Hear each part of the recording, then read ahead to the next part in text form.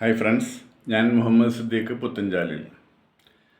നടവഴിയുമായി അല്ലെങ്കിൽ നമുക്ക് പൊതുവഴിയുമായി ബന്ധപ്പെട്ട കുറച്ച് പ്രശ്നങ്ങൾ നമ്മൾ ചർച്ച ചെയ്തിരുന്നു. അവിടെ നമുക്ക് നമ്മുടെ വഴി എങ്ങനെ തടസ്സപ്പെടുത്തിയാൽ എങ്ങനെ അതിന് സൊല്യൂഷൻ ഉണ്ടാക്കാം എന്നാണ് നമ്മൾ ചർച്ച ചെയ്തത്.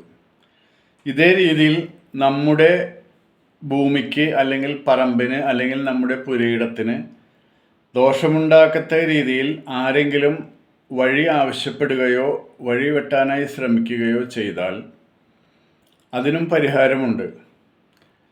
വാസ്തവത്തിൽ നടവഴി അഥവാ അതിന് ഈസ്മെൻട്രി റൈറ്റ്സ് എന്നാണ് നിയമത്തിൽ പറയുന്നത്.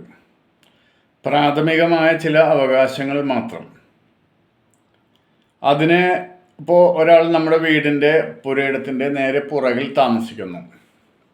അപ്പോൾ അദ്ദേഹം ആവശ്യപ്പെടുകയാണ്, മുൻവശത്തുള്ള വലിയ റോഡിൽ നിന്നും അല്ലെങ്കിൽ പൊതുവഴിയിൽ നിന്നും അദ്ദേഹത്തിന് നേരെ നമ്മുടെ ഭൂമി മുറിയത്തക്ക രീതിയിൽ വഴി വേണം എന്ന് ആവശ്യപ്പെടുന്നു.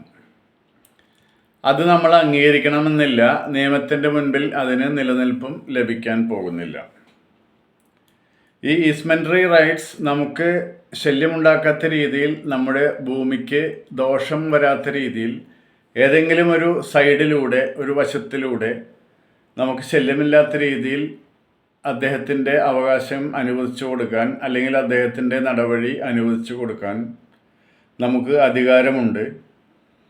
അത് സാധാരണയായി 3 അടി എന്നാണ്. ഇപ്പോൾ ഒരു 3.5-4 അടി വരെയൊക്കെ കോടതികൾ അനുവദിക്കുന്നുണ്ട്.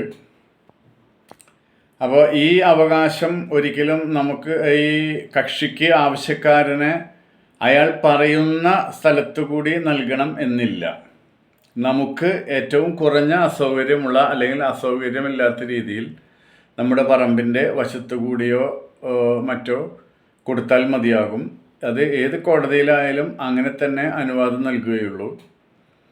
അതേസമയത്ത് നമ്മുടെ ഭൂമിയിൽ ഒരു അടച്ചുറപ്പില്ലാതെ, കെട്ടുറപ്പില്ലാതെ, വേലിയോ മതിലോ ഇല്ലാതെ ഭൂമി ഇങ്ങനെ തുറന്ന് വിശാലമായി കിടക്കുകയാണെങ്കിൽ അതിലേക്ക് നടവഴിക്ക് ഉപരിയായ ചില അവകാശവാദങ്ങൾ പിന്നീട് വന്നേക്കാം.